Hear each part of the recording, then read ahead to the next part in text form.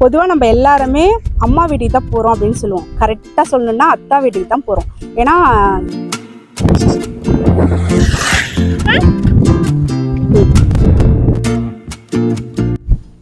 Hi friends, எல்லாரும் நல்லா இருக்கீங்களா? அஸ்ஸலாமு அலைக்கும், welcome back to Rehana kitchen. எல்லாரும் எப்படி இருக்கீங்க? நல்லா இருக்கீங்களா? இங்கே நாங்கள் எல்லாரும் அல்ஹம்துலில்லாஹ் சூப்பராக இருக்கோம். இன்றைக்கி ஒரு சூப்பரான vlog தான். இன்றைக்கி சண்டே, அம்மா வீட்டுக்கு போகலான்னு சொல்லிட்டு நான், ஹாஜா, ரெஹானா 3 பேர் மட்டும்தான் வந்திருக்கோம். ரியாஸ்க்கு ஆஃபீஸில் வேலை இருக்குன்னு சொல்லிட்டு வீட்லேயே உட்காந்து ஒர்க் பண்ணிகிட்ருக்காரு. ஸோ அதனால் அவர் வரல. நாங்கள் 3 பேரும் போயிட்டு வரலான்னு, சும்மா போர் அடிக்குது, அதான் போயிட்டு வரலான்னு சொல்லிட்டு. பொதுவாக நம்ம எல்லாருமே அம்மா வீட்டுக்கு போகிறோன்னு தான் சொல்லுவோம். கரெக்டாக சொல்லணும்னா அத்தா வீட்டுக்கு தான் போகிறேன். ஏன்னா இதுதான் எங்கள் ஊர், எங்கள் அத்தா பிறந்து வளர்ந்த ஊர். ஸோ எங்களோட அத்தா, அவங்களோட அத்தா எல்லாமே இந்த ஊரில் தான் பிறந்து வளர்ந்தது. ஸோ இப்போ எங்கள் அத்தா வீட்டுக்கு தான் போகிறேன். அப்புறம் இன்னொன்று முக்கியமாக சொல்லணும், இன்றைக்கி எங்கள் அம்மா வீட்டில் இல்லை, அம்மா ஊருக்கு போயிட்டா. அம்மா இல்லாமல் ஃபஸ்ட்டு டைம் நான் எங்கள் வீட்டுக்கு போகிறேன். எங்கள் ஊர் பார்த்தீங்கன்னா ரொம்ப ஒரு அழகான ஒரு சூப்பரான ஒரு வில்லேஜ், ஒரு கிராமம் தான். ஸோ இப்போ வீட்டுக்கு போகலாம். நடுவில் எங்கள் ஊரில் எங்கெல்லாம் கொஞ்சம் நல்லா பச்சை பசேர்ந்து பிளேஸ்லாம் பார்த்தோன்னா அதை கொஞ்சம் வீடியோவில் அங்கெங்கே நான் ஆட் பண்ணுவேன். ஓகே, இப்போ போகலாமா? வாங்க போகலாம். ஸோ அன்னைக்கு காலையில் அம்மா வீட்டுக்கு போகிறதுக்கு முன்னாடி என்னோடய வீட்டில் நான் எப்படி ரெடியாகி போனேங்கிறதையும் பார்த்துடலாம். காலையில் ரெஹானா எழுந்து வந்த உடனே இந்த கொண்டக்கடலையை ஓப்பன் பண்ணி பார்த்துட்டு இருந்தாங்க. ஸ்கூலில் கொண்டக்கடலையை முளை கட்டி எடுத்துகிட்டு வரணும்னு சொல்லியிருந்தாங்களாம். அதனால நான் ரெடி பண்ணி கொடுத்துருந்தேன். அது நல்லா முளை விட்டு வந்திருக்கு பாருங்க. ஸோ அதை பார்த்துட்டு எடுத்து வச்சுட்டு அதுக்கப்புறம் நாங்கள் எல்லாருமே ரெடி ஆகிட்டு இருந்தோம். நான், ஹாஜா, ரெஹானா 3 பேரும் தானே போகிறோம். என் ஹஸ்பண்டும் ரியாஸும் வீட்டில் தான் இருப்பா. ஸோ அவளுக்கு கொஞ்சம் சமையல்லாம் நம்ம செஞ்சு வைக்கணும். அதுக்காக காலையில் எல்லாருக்கும் பிரேக்ஃபாஸ்ட் தோசை தான் செஞ்சுருக்கிறேன். அடுத்து 2 பேருக்கும் சோறு ஆக்கி வச்சுட்டேன். அடுத்ததாக பார்த்தீங்கன்னா கேரட் பொரியல் செஞ்சுருக்கிறேன். இரும்பு கடாயில் செய்கிறதுனால கேரட் கொஞ்சம் கருத்து போன மாதிரி இருக்குது. அதில் நம்ம ரொம்ப நேரம் வைக்கக்கூடாது, உடனே பாத்திரத்துக்கு மாற்றிடணும். நான் அப்படியே வச்சதுனால கருத்து போயிடுச்சு.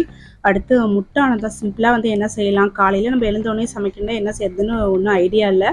அதனால் கத்திரிக்காய் போட்டு முட்டானம் வச்சுட்டு அதுக்கப்புறம் தோசைக்கு தொட்டுக்கிறதுக்கு தக்காளி சட்னி, அடுத்ததாக கொஞ்சமாக உடச்ச கோதுமை இருந்துச்சு, அதை உப்புமா மாதிரி செஞ்சு வச்சுட்டு டீ போட்டு நாங்களாம் குடிச்சிட்டு ஹாஜாவுக்காக வச்சுருக்கிறேன். அடுத்து கொண்டக்கடலை நைட்டே ஊற வச்சுருந்தேன், அதையும் வேக வச்சு எடுத்து வச்சுட்டேன். அடுத்து இப்போ நாங்கள் 3 பேரும் ரெடி ஆகிட்டோம். அங்கே பசங்களுக்கு கொடுக்கறதுக்காக வீட்டில் இருந்த சாக்லேட்டில் கொஞ்சம் எடுத்துக்கிட்டேன். இது பார்த்தீங்கன்னா என்னோட சப்ஸ்கிரைபர்னு சொல்லக்கூடாது, அதில் ஒரு நல்ல ஃப்ரெண்டுன்னு சொல்லணும். ரொம்ப நாளாக எனக்கு ஒரு நல்ல ஃப்ரெண்டாக இருக்கா. நம்ம சேனல் மூலியமாக தான் எனக்கு கிடைச்சா. ஸோ பார்த்தீங்கன்னா எப்போ நம்ம ஊருக்கு வந்தாலுமே, சிங்கப்பூரில் இருக்கிறா வந்தாலுமே எனக்கு இல்லை, ரெஹானுக்கு பார்த்தீங்கன்னா சாக்லேட்லாம் எடுத்துகிட்டு வருவா. ஸோ அது அந்த வீடியோ போட்டேன்னா என்னன்னு தெரியல, இல்லை நான் அடுத்த வீடியோவில் உங்களுக்கு சொல்கிறேன்.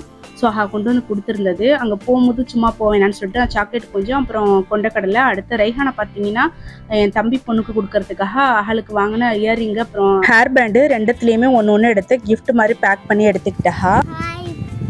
எங்கள் பாட்டியை வீட்டுக்கு போகிற வழியில் தான் நான் இருக்கேன். இங்கே கிராமம் மாதிரி இருக்கிறதுனால இங்கே புல்லு எல்லாமே பச்சை பசங்க இருக்குது.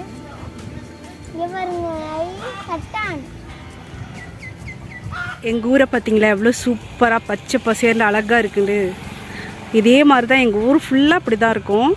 நான் ஒரு சில இடம் மட்டும் முடிஞ்ச வரைக்கும் நான் வீடியோவில் கவர் பண்ணியிருக்கேன். இந்த மாதிரி இடம்லாம் உங்களுக்கு பிடிக்குன்னா கமெண்ட்டில் சொல்லுங்கள், லைக் பண்ணிவிடுங்க. நம்ம சேனலை சப்ஸ்கிரைப் பண்ணணுன்னு நினச்சிங்கன்னா சப்ஸ்கிரைப் பண்ணி வச்சுக்கோங்க.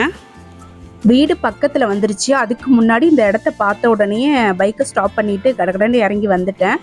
அடிக்கடி இந்த வழியாக நான் போவேன், ஜஸ்ட்டு பார்த்துட்டே அப்படியே போயிடுவேன். இன்றைக்கி என்னமோ தெரியல, போய் இறங்கி நின்று பார்க்கணுங்கிற மாதிரி இருந்துச்சு, அதான் இறங்கி பார்த்துட்டு இருந்தேன். என் பக்கத்துலேயே பார்த்தீங்கன்னா இந்த செடி நிறைய இருந்துச்சு. அதில் நிறைய பழம் குட்டி குட்டியாக பிளாக் கலரில் இருக்குது பார்த்தீங்களா, நிறைய பழம் இருந்துச்சு. நான் சின்ன பிள்ளையில் நிறைய சாப்பிட்ருக்கிறேன், ரொம்ப டேஸ்ட்டாக இருக்கும்.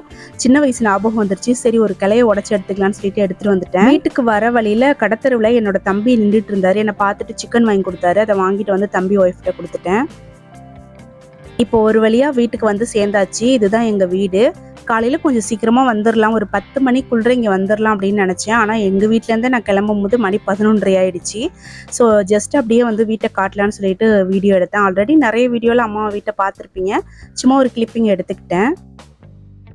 எப்போவுமே இங்கே வரும்போது கொஞ்சம் சீக்கிரமாக வந்துடணும், நிறைய டைம் ஸ்பெண்ட் பண்ணணும் அப்படின்னு நினப்பேன். ஆனால் என்னால் சீக்கிரமாக வரவே முடியாது. ஏன்னா என்னோடய வீட்டில் இருக்கிற வேலையெல்லாம் முடிச்சுட்டு அதுக்கப்புறம் வீட்டில் இருக்கிறவங்களுக்குலாம் சமையல் செஞ்சு வச்சுட்டு கிளம்புறதுக்கே ரொம்ப டைம் ஆகிடும்.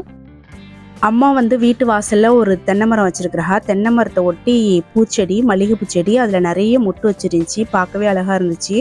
அதுக்கப்புறம் ரெய்ஹானா பார்த்தீங்கன்னா எடுத்துகிட்டு வந்த கிஃப்ட்டை வந்து மச்சிட்ட கொடுத்துட்டு, அதாவது என் தம்பி பொண்ணுகிட்ட கொடுத்துட்டு அதை ஓப்பன் பண்ண சொல்லி பார்த்துட்டு இருந்தா. நம்ம ரெய்ஹானாவுக்கு வந்து இந்த மாதிரி கிஃப்ட் கொடுக்கறது, கிஃப்ட் பேக் பண்ணுறதுலாம் ரொம்ப பிடிக்கும். எவ்வளோ கவர் போட்டு சுற்றி எவ்வளோ பேக் பண்ணியிருக்கா பாருங்கள். ரொம்ப நேரம் ஓப்பன் பண்ணவே முடியல. அதுக்கப்புறம் நீயே ஓப்பன் பண்ணுன்னு சொல்லிட்டு கொடுக்கவும் ரெய்ஹானாவே ஓப்பன் பண்ணா. ரொம்ப நேரம் ஆயிடுச்சு ஓப்பன் பண்ணுறதுக்கு. அதுக்கப்புறம் தம்பியோட ஒய்ஃப் வந்து ஜூஸ் போட்டு கொடுத்தா. குடிச்சிட்டு கிச்சன்லேயே உட்காந்து பேசிகிட்டு இருந்தேன். தம்பி ஒய்ஃப் வந்து முன்னாடியே சமையல்லாம் முடிச்சிட்டா. சிக்கன் மட்டும் இப்போ வந்து ரெடி பண்ணணும். மற்ற எல்லா வேலையுமே முடிச்சாச்சு. அதனால் அப்படியே என்கிட்ட பேசிக்கிட்டு அவளோட சமையல் வேலையை செஞ்சு முடிச்சிட்டா. அன்றைக்கி அம்மா இருந்திருந்தா இன்னும் நல்லா ஜாலியாக இருந்திருக்கும். அம்மா வந்து ஊருக்கு போனதுனால பார்க்க முடியல. ஆனால் அன்றைக்கி ஈவினிங்கே வந்துட்டா ஊர்லேருந்து. இப்போ வந்து சமையல் வேலையெல்லாம் முடிச்சாச்சு. நம்ம ரெய்ஹானா ஊர்லேருந்து வந்து கொஞ்சம் நேரத்துக்கு அப்புறமா பார்த்தீங்கன்னா ட்ரெஸ் எல்லாம் மாற்றிட்டு தம்பி பையனோட ட்ரெஸ் எடுத்து போட்டுக்கிட்டு அவரு கூடவே தெருவில் சைக்கிள் விட்டு விளையாடுறதுக்காக கிளம்பிட்டா. ஸோ நல்லா விளையாண்டுட்டு மதியானம் சாப்பிட்ற டைமுக்கு வந்துட்டா. அதுக்கப்புறம் இங்கேயும் சமையல் வேலையெல்லாம் முடிச்சாச்சு. எல்லாமே எடுத்து வச்சுட்டு டைனிங் டேபிளில் உட்கார வேணாம், அதில் உட்காந்தா ஒரு 6 பேர் தான் உட்கார முடியும், சேர்ந்து கீழே ஒன்றா உட்காந்து சாப்பிட்லான்னு சொல்லிட்டு எல்லோரும் ஒன்றா உட்காந்து சேர்ந்து சாப்பிட்டாச்சு. சாப்பிட்டதுக்கு அப்புறமா தம்பி ஒய்ஃப் பார்த்தீங்கன்னா உடனே பாத்திரத்தெலாம் வாஷ் பண்ணணும் அப்படின்னு சொல்லிட்டு கொல்லையில் எடுத்துகிட்டு வந்து பைப் இருக்குல்லையே அங்கே போட்டு வாஷ் பண்ணுறதுக்காக எடுத்து வச்சுருந்தா. நான் அப்படியே உட்காந்து அவளுக்கு கூட பேசிக்கிட்டே இருந்தேன். எல்லா வேலையுமே வந்து மதியானமே முடிச்சிட்டா. அம்மாவுக்கு வந்து செடி மரம் இதெல்லாம் வளர்க்குறதுல ரொம்ப இன்ட்ரெஸ்ட். எனக்குமே அப்படி தான் ரொம்ப பிடிக்கும். ஸோ கொல்லையில் பார்த்தீங்கன்னா சந்தன முல்லை இருக்குல்ல, சந்தன முல்லையா இல்லை முல்லைருமான்னு தெரியல, அந்த பூச்செடி இது வந்து கொடி மாதிரி நல்லா பெருசாக பரவி இருக்குது, படர்ந்து இருக்குது. ஸோ அதில் நிறைய பூ பூத்துருந்துச்சு. பறிச்சுட்டு வரலான்னு நினச்சேன், பட் வந்து மறந்துடுச்சு. அப்படியே பேசிக்கிட்டே கிளம்பியாச்சு. கொஞ்சம் சீக்கிரமாகவே கிளம்பிட்டேன். அதுக்கப்புறம் அம்மா வீட்டு கொல்லையிலேருந்து இந்த பப்பாளி மரம் இருக்குது. அதில் ஒரே ஒரு பழம் மட்டும் செங்காயாக இருந்துச்சு. அதை நீ பறித்து எடுத்துகிட்டு போயிட்டுன்னு சொல்லிவிட்டு அம்மா தான் கால் பண்ணி சொன்னாங்க. அதுக்கப்புறம் கிளம்புற டைமில் அதை பறித்து எடுத்துக்கிட்டாச்சு. பறிக்கும் போது பார்த்திங்கன்னா கீழே விழுந்துருச்சு. கீழே விழுந்து உடனே பார்த்திங்கன்னா ஒரு மாதிரி தண்ணி மாதிரி வந்துட்டு ஒரு மாதிரி கொலண்டாயிடுச்சு. ஒரு வழியாக அதை சாப்பிட்டுட்டோம், தூக்கி போடலை. ஸோ அதையும் எடுத்துக்கிட்டு இப்போ நான் வந்து கிளம்பிட்டேன் அங்கேருந்து. அம்மா ஊருக்கு போயிருக்கான்னு சொன்னேன் பார்த்தீங்களா, அவள் வந்து ஸ்ட்ரெயிட்டாக காரைக்காலுக்கு வந்துடுறேன், ஈவினிங் நீங்களும் வந்துடுங்க, நம்ம வந்து மாங்கனி ஷாப்புக்கு போகலாம் அப்படின்னு சொல்லியிருந்தா. அதாவது நான் இப்போ எங்கள் ஊருக்கு வந்திருக்கேன் இல்லையா, நாங்கள் அப்புறம் தம்பி ஒய்ஃபு பசங்க எல்லாருமே வந்து ஈவினிங் காரைக்காலுக்கு மாங்கனி ஷாப்புக்கு வந்துடுங்க, அங்கே ஜாலியாக நம்ம வந்து பர்ச்சேஸ் பண்ணிவிட்டு ஏதாவது ஸ்நாக்ஸ்லாம் சாப்பிட்டுட்டு வரலாம் அப்படின்னு சொல்லியிருந்தா. அதனால வந்து நான் வீட்டிலேருந்து கொஞ்சம் சீக்கிரமாகவே கிளம்பிட்டேன். ஒரு 4:30 மணி 5 மணிக்கெலாம் இங்கே ஊர்லேருந்து கிளம்பி நான் வந்து காரைக்காலுக்கு எங்கள் வீட்டுக்கு வந்துட்டேன். எங்கள் வீட்டுக்கு வந்து கொஞ்சம் ஃப்ரெஷ்அப் ஆகிட்டு அதுக்கப்புறம் தான் நான் மாங்கனி ஷாப்புக்கு போனேன். வீட்டுக்கு சீக்கிரமாக வரணும், மாங்கனி ஷாப்புக்கெலாம் போகணுன்னு சொல்லி ஹரிபரியாக கிளம்பி வந்துட்டுருக்கோம். நம்ம ரெய்ஹானா பார்த்தீங்கன்னா நான் உங்களுக்கு முன்னாடியே காட்டினேன் பார்த்தீங்களா, வீட்டுக்கு போகும்போது ஒரு செடியில் குட்டி குட்டியாக நிறைய பிளாக் கலரில் பழம் இருக்குன்ட்டு, அதை பறிச்சுட்டு தான் நான் ஊருக்கு வருவேன்னு சொல்லிட்டு ஒரே அடம் பிடிச்சிட்டு அழுதுகிட்டே வந்தாங்க.